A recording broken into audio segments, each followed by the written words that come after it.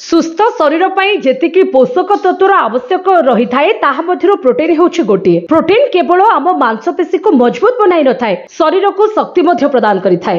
Protein antibodies बनाइबारे मध्य सहायता करि थाए, जहा इन्फेक्शन एवं रोग को लढ़िबा पई काम करि थाए। तेबे शरीर रे अनेक लक्षण अछि जहा सूचित करि थाए जे शरीर रे प्रोटीन कम रहिछि।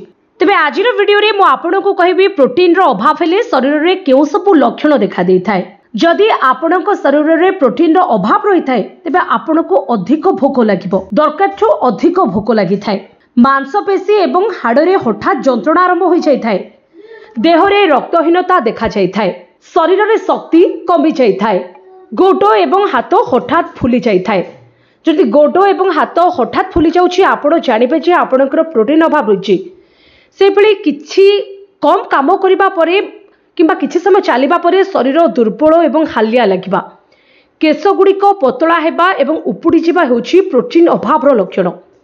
चर्म सुखिला देखा जाय थाए। से भली कोनोसी जदि खंडिया बा घा होई थाए ताहा डेरी रे सुखी थाए। आ मीठा खाद्य खाइबा को इच्छा होई थाए। रोग प्रतिरोधक शक्ति कमी जिबा एवं मुहरे व्रण एवं कला दाग हेबा हेउछि प्रोटीन अभाव रो लक्षण। एही सब लक्षण गुड़िक देखागले यह प्रोटीन अभाव लक्षण बोली आपण जानिनेबे। तेबे तुरंत डाक्तर सहित परामर्श करंतु।